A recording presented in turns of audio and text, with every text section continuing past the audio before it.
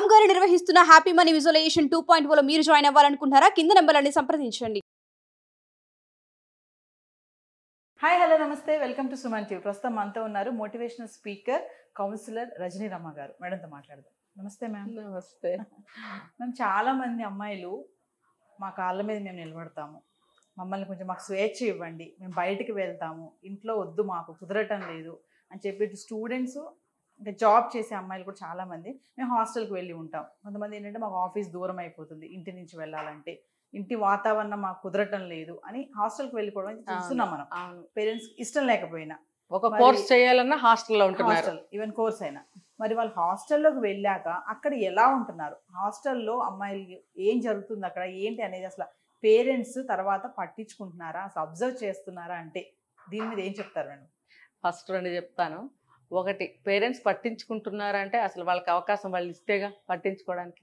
Next ఏంటంటే వాళ్ళ కాళ్ళ మీద వాళ్ళు నిలబడటం కోసం ఓకే నువ్వు చదువుకో, నీ అవసరాన్ని బట్టి జాబ్ చేయి.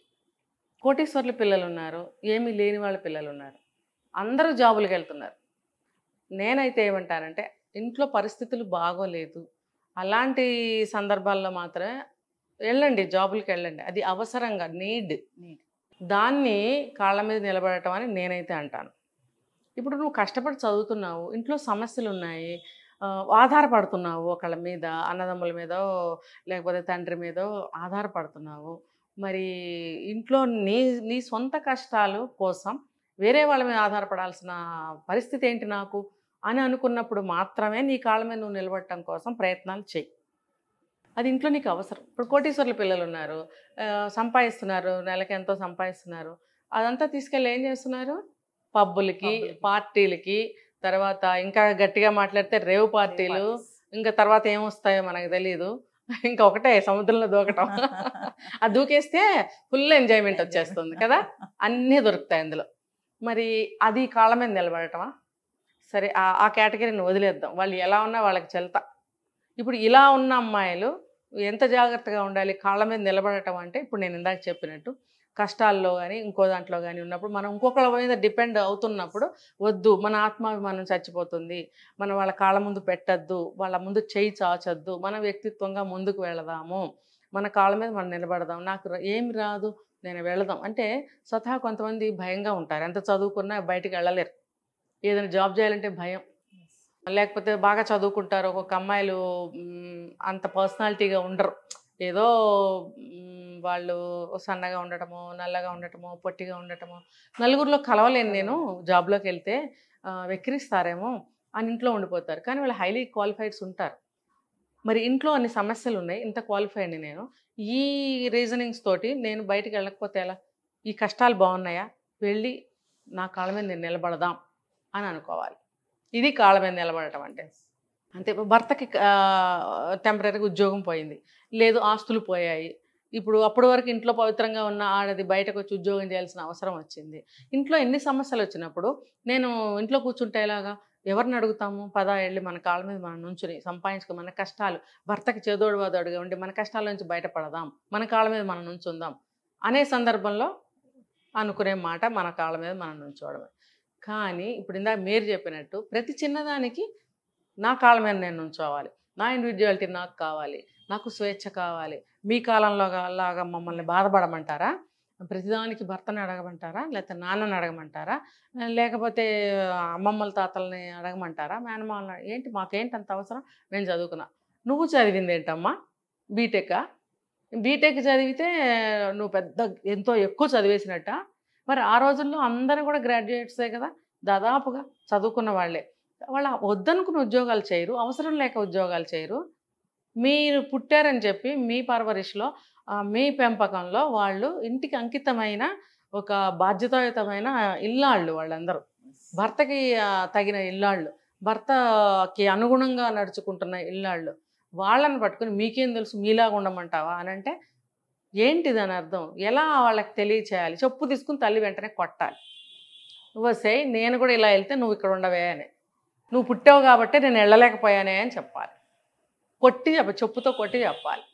ఇప్పుడు నీ కాళ్ళ మీద నువ్వు నుంచోవటానికి నువ్వు వేరే నీకు గోల్స్ ఉంటే అది ఓకే, నువ్వు ఒక పీటీ ఉషా అవ్వాలి, లేకపోతే ఒక సింధు అవ్వాలి, లేకపోతే ఒక ఐపీఎస్ ఐఏఎస్ అవ్వాలంటే దానికి తగ్గ ఇన్స్టిట్యూట్స్ ఉంటాయి, దానికి తగ్గ కోచింగ్స్ ఉంటాయి, దానికి తగ్గ పద్ధతులు ఉంటాయి. అటువంటివి ఓకే. ఇప్పుడు ప్రతి అమ్మాయి ఊరు నుంచి వచ్చిన ప్రతి అమ్మాయి నాకు తెలిసి 10,000 దగ్గర నుంచి శాలరీస్ ఉంటాయి వాళ్ళకి. నువ్వు ఊరు నుంచి వస్తావు, ఒక రూమ్ అద్దెకి తీసుకుంటావు, లేకపోతే కలిసి నలుగురు ముగ్గురు ఉంటారేమో తెలియదు, నువ్వు నీ రెంట్కి కొంత పోతుంది, నీ ఫుడ్కి కొంత పోతుంది, నువ్వు సంపాదించే 10,000లో ఎంత మిగులుతుంది? మిగతాదని నువ్వు ఒక బాయ్ ఫ్రెండ్ని పెట్టుకుంటావు వెళ్ళంగానే, లేకపోతే ఎవడో ఒకటి నీ దగ్గర 10,000 వస్తున్నాయి కదా, 30,000 వస్తున్నాయి కదా, ముందు నిన్ను లొంగ తీసుకుంటాడు. నీ డబ్బు వాడు తినచ్చగా, వాడు ఒక సోమరై ఉంటాడు, వాడి డబ్బులు కావాలి. ఆ డబ్బులు ఎక్కడి నుంచి వస్తాయి? ఒక బకరా దొరికితే, బకరా లాంటి అమ్మాయి దొరికితే మాయ మాటలు చెప్తే నమ్మేస్తుంది కదా, నువ్వు ఇంత నేను ప్రేమిస్తున్నాను, లేకపోతే నేను ఉండలేను అని చెప్పి ఒక ప్రూఫ్ కోసం చిన్నగా కోసుకుంటాడు, లేకపోతే ఒకటి వేసుకుంటాడు, ఒకసారి పోయిందే ఉంది వాడికి వచ్చాను. ఈ లోపల అమ్మాయి లాగేస్తుంది కదా, వాడేం నిజంగా చావడానికి పోడవాడు, అంటే నిరూపించుకోవడం కోసం అలా చేస్తాడు. అప్పటి నుంచి ఈ అమ్మాయి ఏమవుతుందంటే సరెండర్ అయిపోతుంది, ఆ డబ్బంతా చక్కగా తీసుకుంటూ ఉంటాడు. మరి నువ్వు నీ కాళ్ళ మీద నువ్వు ఎలా నుంచున్నావు? నువ్వు నీది ఇచ్చేస్తున్నావు, వాడు తీసేసుకుంటున్నావు, నీ తల్లిదండ్రులకి ఎంతవరకు సహాయం చేస్తున్నావు, నీ అవసరాలు ఎంతవరకు తీరుతున్నాయి? ఇప్పుడు ఈ హాస్టల్స్కి రెంట్ కట్టడానికి లేక ఏడుస్తున్న అమ్మాయిలు ఉన్నారు. ఎందుకు? వాళ్ళు లాగేసుకుంటున్నారు అంతా. ఇంకా చెప్తే వాళ్ళు బెదిరించడం. వాడికి ఒక నిజమైన ఏమంటారు, ఒక స్వచ్ఛమైన ప్రేమ ఉన్నవాడు కాదు, రేపు నిన్ను పెళ్లి చేసుకోబోయేవాడు కాదు. వాడొచ్చి నిన్ను చెంపకాయ కొడితే నువ్వెందుకు తింటున్నావు? ఓకే, తెలీదు ఫస్ట్ కొట్టినప్పుడు, కొట్టాక తెలిసిందిగా ఇమ్మీడియట్గా నువ్వు అక్కడి నుంచి ఎందుకు వెళ్ళిపోవు? కట్టెందుకు చేయవు వాడితో రిలేషను? ఎందుకంటే వాడు బ్లాక్మెయిల్ చేస్తుంటాడు, నిన్ను నీది అది చూపిస్తా, నీది ఇది చూపిస్తా అంటాడు.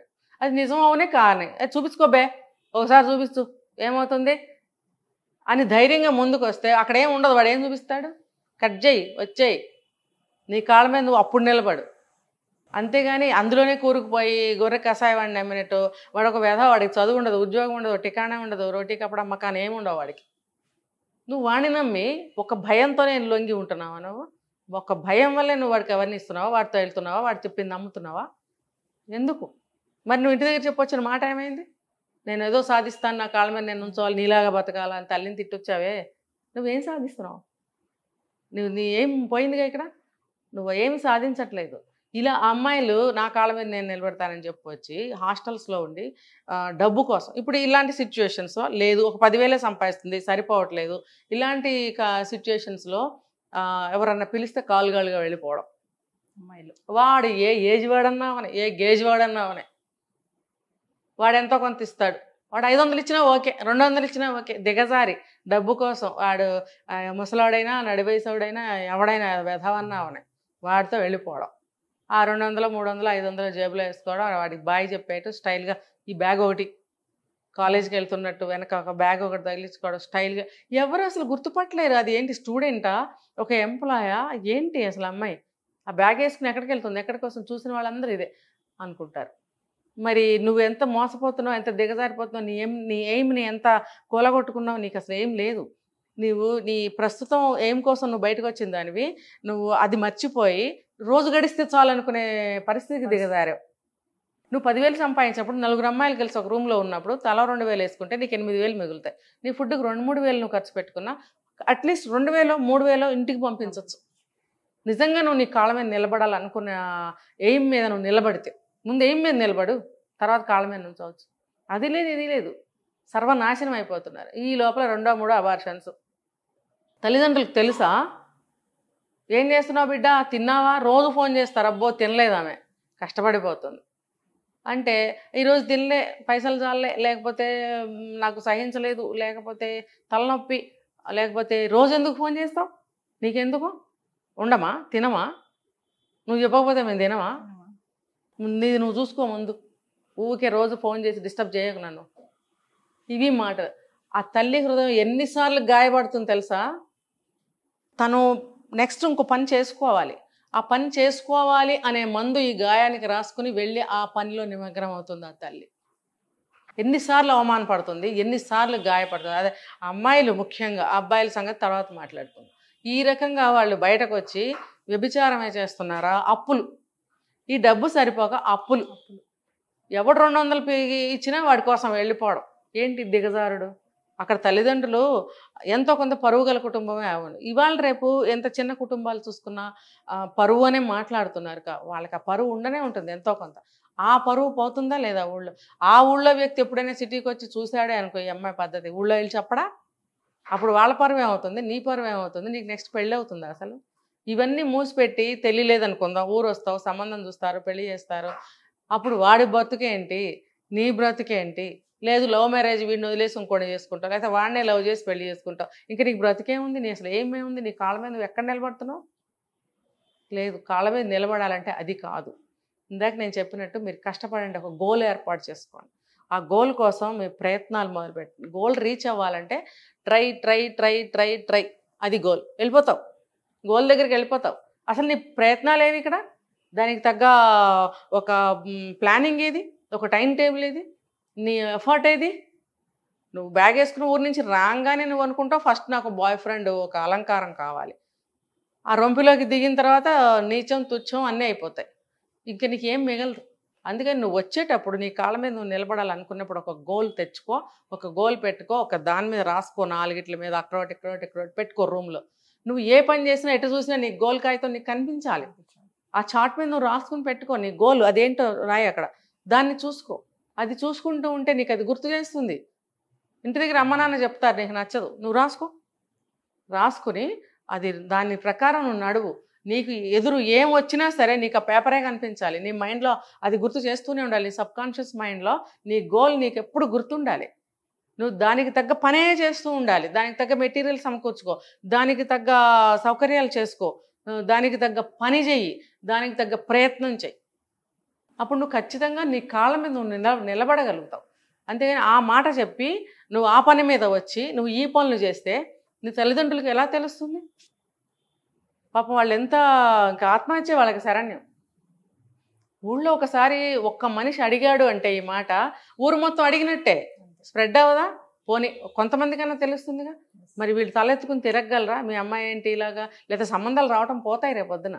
ఎవరు చేసుకుంటారు నేను? ఇలాంటిదంట అలాంటిదంట అని ఎవరు చేసుకోరు.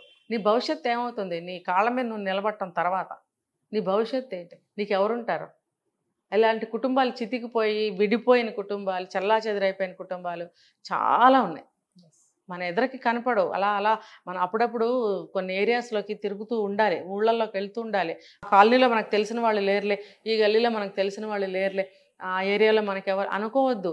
అప్పుడప్పుడు ఖాళీ ఉన్నప్పుడు ప్రతి ఏరియాకి మనం వెళ్ళి చూస్తూ ఉంటే ఈ సమస్యలన్నీ మనకు కనిపిస్తాయి. చాలా సమస్యలు ఉన్నాయి. ముఖ్యంగా ఆడపిల్లలు, పాపం రత్నాలు లాంటి ఆడపిల్లలు జీవితాలు నాశనం అయ్యి రాలిపోతున్నారు, మొగ్గలోనే రాలిపోతున్నారు. వాళ్ళకి ఆశయాలు ఉంటాయి, చేరుకోలేకపోతున్నారు. ఎందుకు అంటే ఆలోచన విధానం. అంటే మేడం డైవర్షన్ అనేది జరుగుతుందంటారా? మీరు ఇందాక అన్నారు కదా 200 కోసం 300 కోసం, వాళ్ళు ఏంటంటే ఆ మనీ ఇంపాక్ట్ అనమాట. డబ్బులు కావాలి, అట్రాక్షన్, డబ్బులు కావాలి, ప్లస్ వాళ్ళు మేక్ ఓవర్ కోసం అంటే ఇలాంటివన్నీ ఎందుకు జరుగుతున్నాయి అంటారు? ఎందుకంటే ఇప్పుడు దాదాపుగా ఒక 60-70% చుట్టుపక్కల వాళ్ళ నుంచి వచ్చిన వాళ్ళే, వేరే వేరే జిల్లాల నుంచి వచ్చిన వాళ్ళే. అంటే ఫర్ ఎగ్జాంపుల్ బెంగళూరు తీసుకోండి, ఒక హైదరాబాద్ తీసుకోండి, ఇక్కడ వాళ్ళే ఉన్నారా? ఇప్పుడు నార్త్ ఇండియన్స్ బోల్డ్ మంది వస్తున్నారు. వాళ్ళ డ్రెస్ వేరింగ్ కానీ, హ్యాబిట్స్ కానీ, హెయిర్ స్టైల్స్ కానీ ఏది తీసుకున్నా మనకి వ్యతిరేకమే. ఎందుకంటే అది వాళ్ళ కాలమాన పరిస్థితులకు అనుగుణంగా వాళ్ళ ఆహారపు అలవాట్లు, డ్రెస్సులు, మేకప్లు ఉంటాయి వాళ్ళకి. మన దాన్ని బట్టి మనకు ఉంటాయి. అట్లాంటప్పుడు వాళ్ళని చూసి మనం ఎందుకు మారాలి? వాళ్ళు మన చూసి ఎందుకు మారరు? మనం చుడీదార్ నిండుగా వేసుకుంటే వాళ్ళు నిక్కర్ వేసుకుంటారు, లేకపోతే స్లీవ్లెస్ వేసుకుంటారు, లేదా ట్రాన్స్పరెంట్ గుడ్డలు వేసుకుంటారు, లేకపోతే ఇంకోటి వేసుకుంటారు. మనకు అనవసరం. మన వాతావరణానికి, మన కట్టుబాట్లకి, మన సాంప్రదాయాలకు అనుగుణంగా మనం ఉన్నప్పుడు వాళ్ళు మన చూసి నేర్చుకుంటున్నారా? వాళ్ళ చూసి మనం ఎందుకు నేర్చుకోవాలి? నేర్చుకోవద్దు. మీరు చక్కగా జుట్టు పెరగాలని అమ్మ అదేదో ఆయిల్ తయారు చేసి బాటిల్లో వేసి పెట్టినప్పుడు అమ్మ స్వయంగా రోజు ఆయిల్ రాసి పెద్దంత జడ వేస్తుంది. నువ్వు అంత జడతో నువ్వు ఇక్కడ తిరగటానికి సిగ్గుపడిపోతావు. మా అమ్మకి బుద్ధి లేదు, ఎంత చెప్పినా సరే ఇలా చేసిందని చెప్పి ముందు ఇక్కడ కత్తిరించి పారేస్తుంది జుట్టు. ఇక్కడ కత్తిరించేస్తుంది, ఖచ్చితంగా చెప్తా. ఇది ఇటు తీసి పిన్నులు పెడుతుంది, విరబోసుకుంటుంది, ఒక బ్యాగ్ వేసుకుంటుంది, వాళ్ళు వేసుకున్న లాంటి డ్రెస్ వెతికి పట్టుకుని మరి కొనుక్కొని వేసుకుంటుంది. నేను కలిసిపోయాను వీళ్ళల్లో. అబ్బా నాకు ఇంకా ఎవరు నన్ను గుర్తుపట్టరు, నేను ఊరి నుంచి వచ్చానని. అవు భయ్, నువ్వు ఊరి నుంచి వచ్చావు ఏంటి, ఏమైంది? So what? నువ్వు ఊరి నుంచే వచ్చావు భయ్, మీ నాన్న పొలం పండిస్తాడు, వాళ్ళ అమ్మాయివే, నువ్వు కాదని చెప్పు. అంతే కదా. మీ నాన్న పొలం పండిస్తాడు, అయితే ఒక స్కూల్ టీచరు లేకపోతే ఒక చిన్న బిజినెస్ ఊర్లో, నువ్వు కాదని చెప్పగలవా? మా నాన్న కాదు ఆయన చేసేది, మా నాన్న ఆ బిజినెస్ చేయడని చెప్తావా? చెప్పవు కదా. పోనీ బిజినెస్ అబద్ధం అని చెప్పినా ఆ వ్యక్తి మా నాన్న కాడని చెప్పగలవా? నువ్వు ఆయనకి పుట్టిన దానివే, ఆవిడకి పుట్టిన దానివే. మరి అలాంటప్పుడు నువ్వు వాళ్ళకి తగ్గట్టు నువ్వు ఉద్యోగం చేసుకో, సంపాదించు, నీ కష్టాలని నువ్వు తీర్చుకో, వాళ్ళ కష్టాలు తీర్చు, నీ కాళ్ళ మీద నువ్వు నిలబడు. అది కదా నీకు సాటిస్ఫాక్షన్, అది కదా నీ విక్టరీ. నువ్వు వాళ్ళని చూసి పులిని చూసి నక్క వాతలు పెట్టుకున్నట్టు నువ్వు వాతలు పెట్టు. నీ వాళ్ళంతా వాతలే, మచ్చలే. అవి మచ్చలే కానీ ఒరిజినల్ డిజైన్ కాదు అది. పులికుంటాయి, నక్కకుండవు. నువ్వు అది ఎప్పుడు తెలుసుకుంటావు? కాబట్టి నువ్వు అలా చెయ్యొద్దు. నువ్వు మేము మేము ఇలాగే ఉన్నాం, కానీ అంత చిన్న ఊర్లో కూడా మేము చదువుకుని అంత చిన్న ఊర్లో ఉండి కూడా ఇంత పెద్ద సిటీకి వచ్చి మేము జాబ్ చేస్తున్నామని ప్రౌడ్గా అనౌన్స్ చేసుకోండి. నన్ను చూసి మీరు మారండి అని మీరు చెప్పుకోండి, ఇంకా నలుగురు మారుతారు. అంతేగాని మీరు అందరూ ఇలా వచ్చేసి చెడిపోకండి దయచేసి అని పిల్లలకు చెప్తున్నా నేను. ఎందుకంటే ఆడపిల్లలు పాపం తెలియక కొంత ఇలా ఉండాలి కాబోలు అని కొంత వాళ్ళలాగా ఉంటే మనల్ని ఎవరు ఇన్సల్ట్ చేయరు, గుర్తుపట్టరు. ఈమె పల్లెటూరు పిల్ల. ఈరోజు పల్లెటూరు మారుమూల వాష్రూమ్స్ లేని మారుమూల కుగ్రామాల్లో కూడా నెట్వర్క్ వచ్చేస్తుంది కదా. నువ్వు డెవలప్డ్ ఏరియాలోనే ఉన్నావు, దట్ మీన్స్ మరి నువ్వెందుకు అక్కడి నుంచి వచ్చినందుకు సిగ్గుపడాలి చెప్పుకోవడానికి? నువ్వు ప్రౌడ్గా చెప్పు, మా ఊర్లో అన్ని ఫెసిలిటీస్ ఉన్నాయి. ఇప్పుడు ఇంటర్నెట్ ఉంటుంది, దానికి ఇంటర్నెట్ సెంటర్స్ ఉంటున్నాయి. ప్రతి చిన్నది ఏది కావాలో ఏం దొరకట్లేదు. ప్రతి మారుమూల ఊర్లో కూడా మోరు స్పెన్సర్స్ లాంటివి పెట్టడానికి పాపం ప్రయత్నాలు చేస్తున్నారు. కొన్ని ఊళ్ళల్లో ఉన్నాయి, ఇంకా కొద్ది సంవత్సరాల్లో అవి డెవలప్ అవుతాయి. మరి సిగ్గుపడాల్సిన అవసరం లేదు. మాది కూడా డెవలపింగ్ అని చెప్పండి, లేదా డెవలప్డ్ అని చెప్పండి, లేదా ఏం డెవలప్ లేకపోయినా మేము డెవలప్ అయ్యాం చూడండి, మేము ఎక్కడికి వచ్చి మీతో సమానంగా ఉద్యోగం చేస్తున్నాం. అంతే కానీ ఇంత నిక్కర కొనుక్కొని దానిలాగా నువ్వు ఒక సిగరెట్ కాలిస్తే నీ వ్యక్తిత్వం, నీ ఉనికి, నీ జన్మ, నీ ఊరు ఏమైపోతుంది? సిగ్గుతో తల వంచుకోవాలి, అంతే కదా. మీరు ఊరు నుంచి వచ్చి మీ కాళ్ళ మీద మీరు నిలబడటం అంటే ఇది కాదమ్మా. ఇది నేను చెప్పింది. మీకు వీలైతే ఇందులో ఏ ఒక్కటి మీరు పాటించినా మీ జీవితానికి వరం, లేకపోతే మీ జీవితానికి శాపం, మీ తల్లిదండ్రులకు కూడా. మా కాళ్ళ మీద మేము నిలబడటం అనే దానికి చాలా మంచి అర్థాలు చెప్పారు మేడం, చాలా బాగా ఎక్స్ప్లెయిన్ చేశారు. Thank you. Thank you. Suman టీవీలో మీ పర్సనల్ అండ్ బిజినెస్ ప్రమోషన్స్ కోసం కింది నెంబర్కి కాంటాక్ట్ చేయండి.